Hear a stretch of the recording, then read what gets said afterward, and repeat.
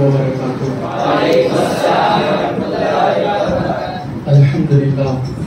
الحمد للہ نحمده ونستعینه ونستغفره ونؤمن به ونتوکل علیہ ونعوذ باللہ من شرور انفسنا ومن سیئات اعمالنا من یهده اللہ فلا مضل له ومن يضلله فلا هادي له ونشهد ان لا اله الا الله وحده لا شريك له ونشهد ان سيدنا ومولانا محمدا عبده ورسوله اما بعد فاعوذ بالله من الشيطان الرجيم بسم الله الرحمن الرحيم قد جاءكم من الله نور صدق الله العلي العظيم نادى عليا مظهر العجائب تجده أونا لك في النوائب كل هم وغم سينجلي بعظمتك يا الله وبنبوتك يا رسول الله وبولايتك يا علي يا علي يا علي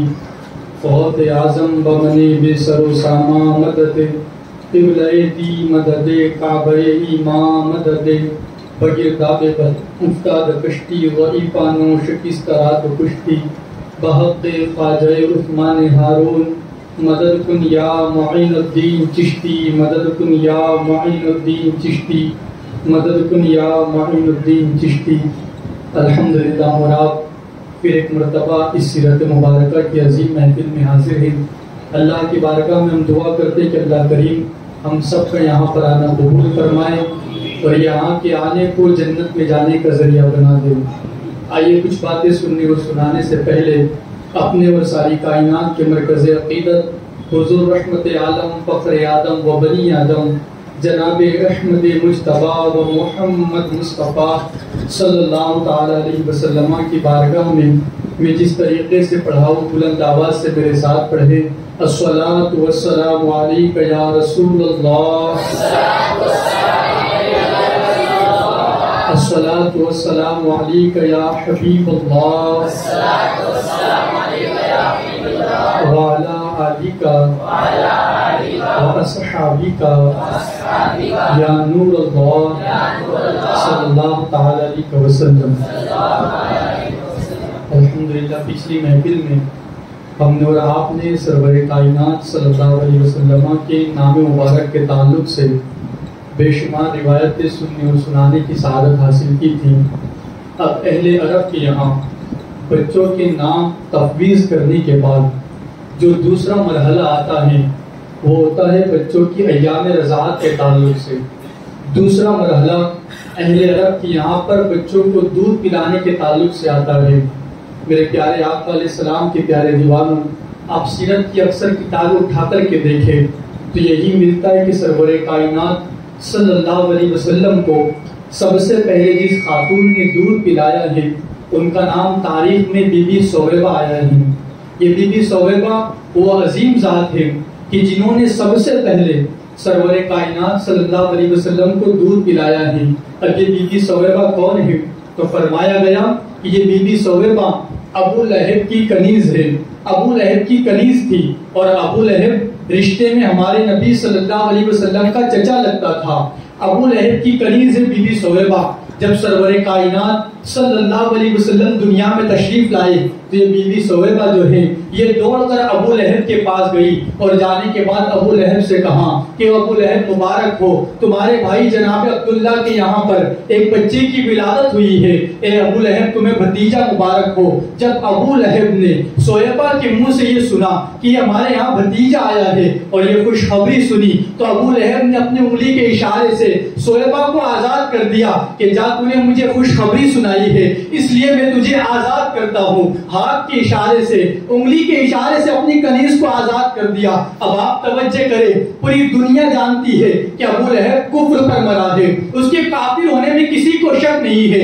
ابو لہب ایسا کافر ہے کہ اس کے کفر کی گواہی خود قرآن نے دی ہے۔ قرآن کہتا ہے تبت یدا ابی لہب وتب، وہ ابو لہب جس کی ہلاکت کی گواہی قرآن دے رہا ہو، وہ ابو لہب جس کے کفر کی گواہی قرآن دے رہا ہو، لیکن اس نے ولادت کے وقت سرور کائنات کی آمد کے وقت بھتیجے کے پیدا ہونے کی خوشی میں اپنی کنیز کو آزاد کیا. جب ابو لہب مرا, وہ دنیا سے گیا, تو حضرت عبداللہ ابن عباس رضی اللہ تعالیٰ عنہ نے ابو لہب کو خواب میں دیکھا اور ابو لہب سے پوچھا کہ ابو لہب بتاؤ تمہارے ساتھ اللہ نے کیا معاملہ فرمایا, تمہارا کیا بنا؟ ابو لہب کہتا ہے کہ میں نے حضور کے دین کو جھٹلایا, ان کا کلمہ نہیں پڑھا, اس لیے جب سے میں دنیا سے گیا ہوں عذاب مسلسل میں گرفتار ہوں, مجھ پر مسلسل عذاب ہو رہا ہے, میں سخت عذاب کے اندر گرفتار ہوں. کاش کہ میں دنیا میں پیغمبر کا کلمہ پڑھ لیتا, ان کی بات مان لیتا, ان کی گواہی دے دیتا, تو آج مجھے اتنا سخت عذاب نہ ملتا.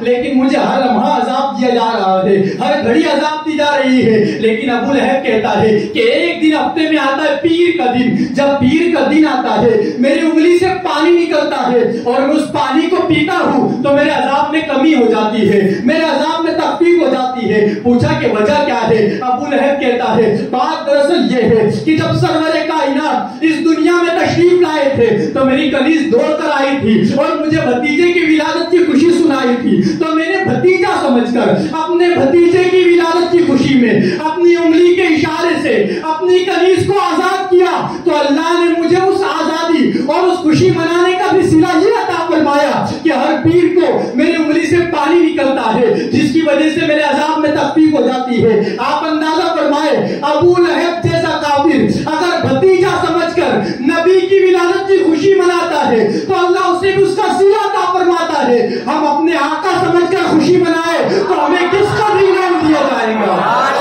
ہمیں کس قدر نوازا جائے گا, ہمیں کس قدر برکتیں ملے گی. میرے پیارے آقا علیہ السلام کی پیارے دیوانوں, ابو جہل نے بھتیجا سمجھ کر خوشیاں منائی تو اسے بھی اس کا صلہ دیا جا رہا ہے. ہم تو آقا سمجھ کر خوشیاں مناتے ہیں, ہم تو مالک و مختار سمجھ کر خوشیاں مناتے ہیں, ہم تو پیغمبر اعظم سمجھ کر خوشیاں مناتے ہیں, ہم تو غریبوں کے غم گسار جان کر خوشیاں مناتے ہیں. ہم جب اپنے آقا سمجھ کر حضور کی ولادت کی خوشیاں مناتے ہیں, سوچو کہ جنت میں ہمیں کس قدر نعمتیں میسر آئیں گی, ہمیں کس قدر انعامات میسر آئیں گے. میرے پیارے آقا علیہ السلام کی پیارے دیوانوں, تو فرمایا گیا سب سے پہلے بی بی سویبہ نے ہمارے آقا کو دودھ پلایا. اب یہاں پر حضرت شیخ عبداللہ محدث دہلوی بڑی پیاری بات ارشاد فرماتے ہیں. حضرت شیخ فرماتے ہیں کہ بی بی سویبہ کے آزاد کرنے کے اندر بھی بہت ساری حکمتیں چھپی ہوئی ہے کہ ابو لہب نے ان کو آزاد کیوں کیا, اس کے پیچھے بھی حکمتیں پوشیدہ ہے. وہ خود بیان فرماتے ہیں اس کی حکمت یہ ہے کہ بی بی سویبہ کی بھی خدمت دی جانی ہے کہ انہیں سرور کائنات کو دودھ پلانا ہے, حضور صلی اللہ علیہ وسلم کو دودھ پلانا ہے.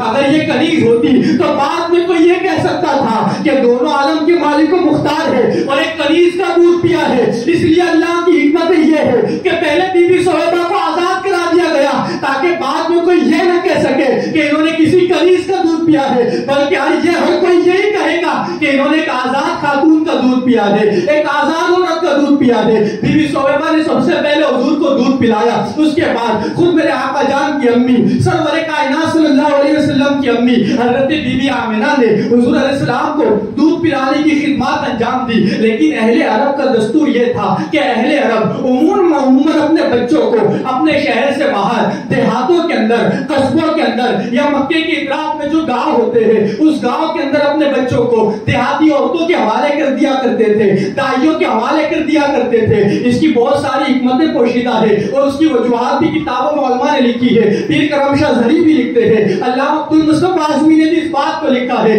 حضرت علامہ توکل حسین صاحب نے بھی لکھا ہے. فرماتے ہیں کہ لوگ اہل عرب بالخصوص اپنے بچوں کو دیہاتی دائیوں کے حوالے کر دیا کرتے تھے. اس کی وجہ کتابوں میں یہ بیان کی جاتی ہے کہ بات دراصل یہ ہے کہ شہر کے ماحول سے زیادہ دیہات کا ماحول زیادہ اچھا ہوتا ہے. شہر کے ماحول سے زیادہ دیہات کے اندر بچے اچھی طرح پروان چڑھتے ہیں, دیہات کے اندر تازگی ہوتی ہے, دیہاتوں میں نیچرلی اور قدرتی ہوائیں ہوتی ہے, دیہات کے اندر بچوں کو طاقت ملتی ہے, دیہات میں قوتیں ملا کرتی ہے, دیہات کی ہواؤں کے اندر تازگی ہوتی ہے. اور شہر کی ہواؤں کے مقابلے میں دیہات کی ہوا زیادہ مفید ہوتی ہے. اس لیے بالخصوص اہل عرب اپنے بچوں کو دیہاتی عورتوں کے حوالے کر دیا کرتے تھے, دیہاتی دائیوں کے حوالے کر دیا کرتے تھے. اور ایک وجہ علماء یہ بیان فرماتے ہیں کہ اہل عرب کے اندر جو مکہ شہر ہے, مکے کے اندر باہر کے بھی لوگ آیا کرتے تھے, اس لیے مکی کی جو عربی زبان تھی اس عربی زبان میں کچھ خلط ملط ہو چکی تھی. یمن کے لوگ بھی مکے میں آتے تو وہ لوگ یمنی زبان استعمال کرتے, تو عربی زبان میں یمنی زبان بھی مل چکی تھی.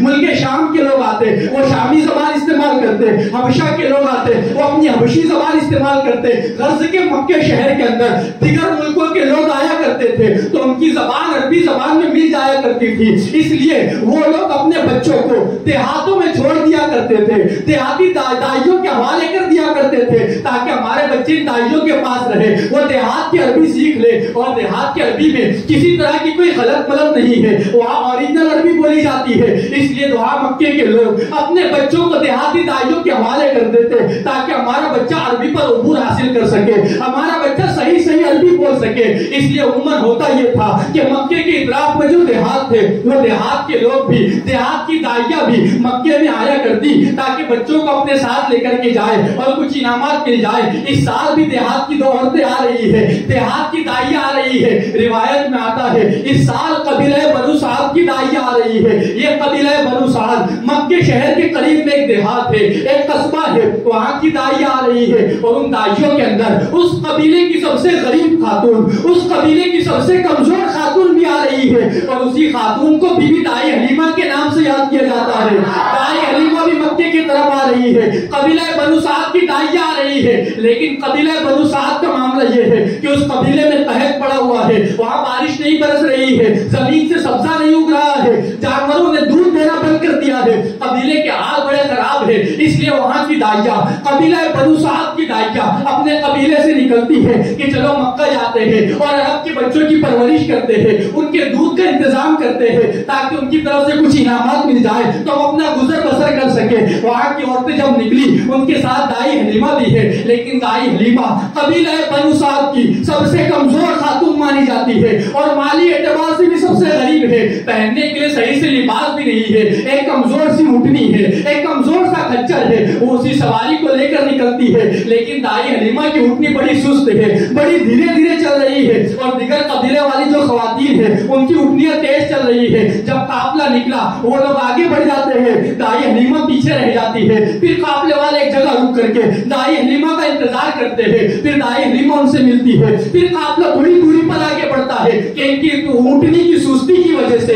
دائی حلیمہ پھر پیچھے رہ جاتی ہے. جب بار بار اس طرح کا معاملہ ہونے لگا, اب قبیلے والوں نے دائی حلیمہ کو چھوڑ دیا اور کہا کہ تم نے بعد میں دھیرے دھیرے مکہ آ جانا, ہم لوگ پہلے مکہ پہنچ جاتے ہیں. اگر اس طرح ہم بھی تمہارے ساتھ دھیرے جائیں گے تو ہمیں بھی اس میں بڑی تاخیر ہو جائے گی اور کئی وقت اس کے اندر چلا جائے گا. ان قافلے والوں نے دائی حلیمہ کو چھوڑا اور قافلہ جلدی جلدی تیزی کے ساتھ آگے نکل گیا اور دائی حلیمہ اپنی اونٹنی کی کمزوری کی وجہ سے پیچھے پیچھے دھیرے دھیرے آنے لگی, حتیٰ کہ قافلہ پہلے ہی مکہ پہنچ گیا اور دائی حلیمہ کو آنے میں بڑی تاخیر ہو گئی, دائی حلیمہ کو آنے میں بڑی دیر ہو گئی. یہاں رک کر ایک بات یہ بھی عرض کرنا چاہوں گا, کبھی کبھی ہمارے معاملات میں بھی دیر ہوتی ہے, کبھی کبھی ہم پر بھی کوئی مصیبت آتی ہے, لیکن ہو سکتا ہے ہم پر جو مصیبت آئی ہے کبھی کبھی وہ مصیبت بھی اللہ کی رحمت ہوتی ہے. کبھی کبھی ہم سمجھ نہیں پاتے کہ ہم پر جو مصیبت آئی ہے وہ اللہ کی رحمت ہے یا زحمت ہے, ہم سمجھ نہیں پاتے. واصف علی واصف بڑی پیاری بات بیان کرتے ہیں. واصف علی واصف کہتے ہیں کبھی کبھی ہم اپنے آپ سے روٹ جاتے ہیں, کبھی ہم غمزدہ ہو جاتے ہیں اس لیے کہ ہمارے کاموں میں دیر ہوتی ہے, ہمارے کاموں میں تاخیر ہوتی ہے. ہمارے ساتھ بھی تو یہی ہوتا ہے, ہم چاہتے ہیں اپنا اچھا گھر بنا لے مگر دیر ہو رہی ہوتی ہے. ہم سوچتے ہیں کہ گھر بنانا ہے مگر دیر ہو رہی ہے, اچھے جاب کی تلاش ہے مگر دیر ہو رہی ہے, اور بھی بہت سارے معاملات ہوتے ہیں جس میں ہمیں دیر ہوتی ہے. ہم شکایت کرتے دیر ہو رہی ہے, دیر ہو رہی ہے, مگر واصف علی واصف کہتے ہیں کہ بات دراصل یہ ہے کہ دیر ہو رہی ہے, ممکن ہے کہ اسی دیر میں اللہ نے تمہارے لیے خیر رکھی ہوں گی, اسی دیر میں خیر چھپی ہوں گی, ہم سمجھ نہیں پاتے ہیں.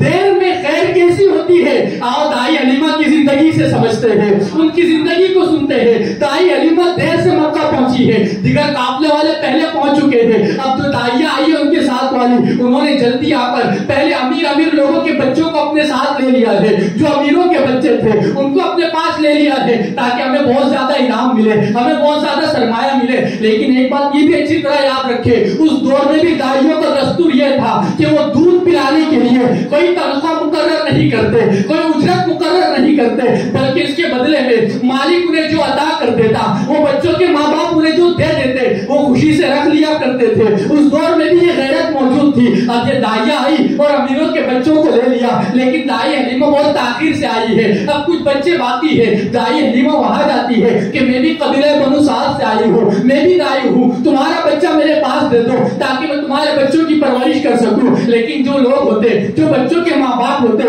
وہ دائی حلیمہ کی حالات کو دیکھتے کہ دائی حلیمہ بڑی کمزور ہے، ان کی اٹھنی بھی کمزور ہے، اس کا لباس بھی اچھا نہیں ہے، یہ تو بڑی غریب نظر آ رہی ہے، یہ بھلا ہمارے بچوں کی پرورش کیسے کر سکتی ہے، یہ ہمارے بچوں کو کیسے سنبھال سکتی ہے۔ اس لیے مکے کے لوگ دائی حلیمہ کے حوالے اپنے بچے نہیں کرتے اور دائی حلیمہ کو انکار کر دیتے کہ نہیں، تمہارے حوالے بچہ نہیں کیا جائے گا، اس لیے کہ تم تو بڑی غریب نظر آتی ہو۔ حتیٰ کہ سب لوگوں نے انکار کر دیا۔ اب تھوڑی دیر کے لیے دائی حلیمہ غمگین ہو چکی ہے، دائی حلیمہ اداس ہو چکی ہے۔ دائی حلیمہ کو کیا معلوم کہ بظاہر جو ان کی غریبی ہے، جو ان کی مفلسی ہے، جو ان کی لاچاری بظاہر نظر آتی ہے، وہ لوگوں سے دور کر رہی ہے، مگر ان کی غریبی انہیں سرور کائنات سے قریب کر رہی ہے، ان کی غریبی انہیں مدینے کے تاجدار سے قریب کر رہی ہے۔ دائی حلیمہ کی غریبی پر پوری دنیا کی دولت قربان، اس لیے کہ دائی حلیمہ کی غریبی نے انہیں سرور کائنات سے قریب کیا ہے، دائی حلیمہ کی غریبی نے انہیں مدینے کے تاجدار سے قریب کیا ہے۔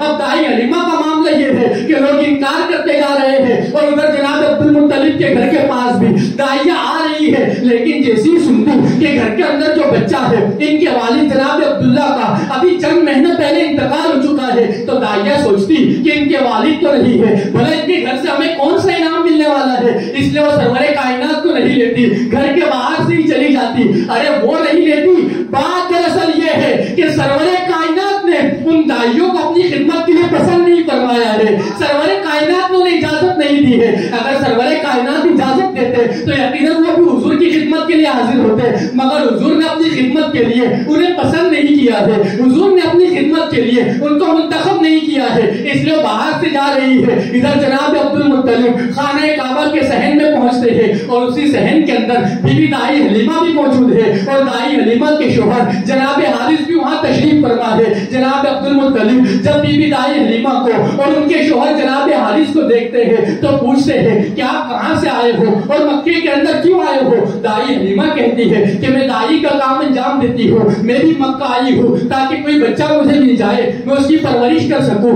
دائی حلیمہ نے جب یہ بات کہی تو جناب عبد المطلب کہتے ہیں کہ وہ دائی تمہارا نام کیا ہے؟ دائی حلیمہ کہتی ہے کہ مجھے حلیمہ سعدیہ کہتے ہیں۔ جیسے ہی دائی حلیمہ نے کہا کہ میرا نام حلیمہ سعدیہ ہے، جناب عبد المطلب مسکرانے لگتے ہیں اور مسکراتے ہوئے کہتے ہیں بخ بخ سعادتن و حلمہ، کہتے ہیں سبحان اللہ سبحان اللہ، سعادت اور حلم دونوں ایک جگہ جمع ہو چکے ہیں، سعادتیں بھی مل چکی ہے اور حلم بھی مل چکے ہیں۔ کہتے ہیں تمہارا نام سعادتوں والا ہے، تمہارا نام حلم والا ہے۔ کہتے ہیں جناب عبد المطلب کہ وہ دائی حلیمہ میرے گھر میں بھی ایک میرا پوتا موجود ہے، لیکن اس کے والد کا انتقال ہو چکا ہے، کیا تم میرے پوتے کو خدمت کے لیے میرے پوتے کی خدمت کو انجام دینا چاہتی ہو؟ دائی حلیمہ سنتی ہے اور کہتی کہ ٹھیک ہے، میں بھی آپ کے ساتھ چلنے کو تیار ہوں، بتائیے آپ کا گھر کہاں ہے، آپ کا پوتے کہاں ہے؟ جناب عبد المطلب دائی حلیمہ کو ساتھ لیتے ہیں اور جناب آمنہ کے گھر کی طرف بڑھ رہے ہیں۔ اب گھر میں پہنچے ہیں، ابھی میرے آقا علیہ السلام کی عمر مبارکہ بروایت دیگر 11 دن کی ہے، کم و بیش 11 دن حضور کی عمر مبارکہ ہے، اور حضور علیہ السلام اپنے بچپنے کے عالم میں ہے، اور سرکار کو ہرے کپڑے کے اندر لپیٹا گیا ہے، ہرے کپڑے کے اندر سرکار کو لپیٹا ہوا ہے، اور میرے آقا صلی اللہ علیہ وسلم 11 دن کی عمر مبارکہ ہے کم و بیش، اور میرے آقا سو رہے ہیں، میرے آقا آرام فرما رہے ہیں۔ ارے وہ سوئے تو معراج ملامی، اور وہ جاگے تو خدا سے ہم کلامی، میرے آقا آرام فرما رہے ہیں، میرے آقا سو رہے ہیں۔ دائی حلیمہ قریب آئی، جب سرور کائنات کے چہرے کو دیکھا، دائی حلیمہ نے حضور کے سینے پر ہاتھ رکھا، فوراً میرے آقا آنکھیں کھول کر مسکرانے لگتے ہیں، حضور کے چہرے پر مسکراہٹ آ جاتی ہے، اور جیسی دائی حلیمہ نے سرور کائنات کو مسکراتا ہوا دیکھا، فوراً دائی حلیمہ نے حضور کو اپنے ہاتھوں میں اٹھایا اور حضور کی پیشانی کو بوسہ دینے لگی، حضور کی پیشانی کو چومنے لگی۔ دائی حلیمہ کی قسمت پر قربان کہ دنیا کے اولیاء، دنیا کے ابدال اور اپنے وقت کے بڑے بڑے متقی اور پرہیزگار حضور کی نالیں کی چومنے کی تمنا کرتے ہیں، مگر وہ دائی حلیمہ تمہاری قسمت پر قربان کہ تم نے سرور کائنات کی پیشانی کو بوسہ دیا ہے، تم نے حضور کی پیشانی کو چوما ہے۔ یا رسول اللہ،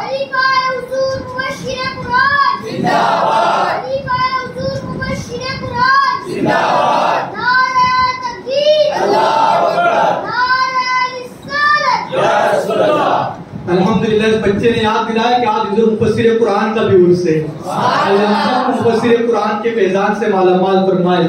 دائی حلیمہ نے حضور کی پیشانی کو بوسہ دیا. پھر آپ ایک اور بات پر غور کریں. عموماً ڈاکٹر یہ کہتے ہیں, ہمیشہ سے ڈاکٹروں کا نظریہ یہ ہوتا ہے کہ بچے کے عموماً 3 مہینے تک یہ عادت ہوتی ہے کہ بچہ جب نیند سے اٹھتا ہے تو بچہ روتے ہوئے اٹھتا ہے, بچہ جب نیند سے بیدار ہوتا ہے تو روتے ہوئے بیدار ہوتا ہے. لیکن قربان سرور کائنات کے بچپن پر, قربان میرے آقا علیہ السلام کی بچپن مبارکہ پر, حضور اپنے بچپنے کے عالم میں اٹھ رہے ہیں, بیدار ہو رہے ہیں, لیکن میرے آقا کے چہرے پر مسکراہٹ ہے. حضور تبسم فرما رہے ہیں, گویا کہ میرے آقا بتا رہے ہیں کہ میں دنیا میں مسکراہٹ بانٹنے آیا ہوں, میں دنیا میں خوشیاں عام کرنے آیا ہوں. میرے پیارے آقا علیہ السلام کے پیارے دیوانوں, ہم بھی حضور کے سچے عاشق ہیں. آپ حضور کی سنت پر عمل کریں, مسکراہٹوں کو عام کریں, اپنے بڑوں کو مسکراہٹیں بانٹیں, اپنے چھوٹوں کو مسکراہٹیں عام کریں, اپنے گھر کے اندر خوشیاں عام کریں, اپنے دوستوں میں خوشیاں عام کریں. یہ مسکراہٹ میرے آقا کی اتنی عظیم سنت ہے کہ فرمایا گیا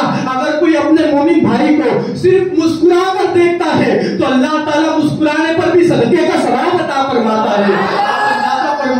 میرے آقا مسکراتے ہوئے بیدار ہوتے ہیں. دائی حلیمہ پیشانی کو چومتی ہے. اس کے بعد دائی حلیمہ کے نکلنے کا وقت آتا ہے. دائی حلیمہ حضور کو دیکھ کر کہتی ہے ہاذا مبارکن, یہ تو بڑے مبارک نظر آ رہے ہیں, یہ تو بڑے برکت والے نظر آتے ہیں. دائی حلیمہ کے شوہر جناب حارث نے جب دیکھا تو جناب حارث بھی کہتے ہیں کہ یہ تو بڑے مبارک نظر آتے ہیں. اس کے بعد دائی حلیمہ کی جب نکلنے کا وقت آیا, دائی حلیمہ حضور علیہ السلام کو ساتھ لے کر کے اپنے خیمے میں جاتی ہے. مکے میں جہاں دائی حلیمہ کا خیمہ لگا ہوا ہے وہاں جاتی ہے. اب دائی حلیمہ کے بھی ایک بیٹے ہیں, ایک شہزادے ہیں, لیکن ان کا حال یہ ہے کہ وہ بہت زیادہ روتے ہیں, اس لیے کہ دائی حلیمہ کمزور ہے. دائی حلیمہ صحیح سے ان کی بھوک مٹا نہیں پا رہی ہے, اس لیے ان کے بچے بار بار رو رہے ہیں, ان کا شہزادہ روتا ہے. لیکن دائی حلیمہ جب حضور کو اپنے ساتھ لے کر کے اپنے خیمے میں داخل ہوتی ہے, فوراً دائی حلیمہ کا روتا ہوا بچہ بھی خاموش ہو جاتا ہے, چپ ہو جاتا ہے. جناب حارث کہتے ہیں کہ حلیمہ تم نے غور کیا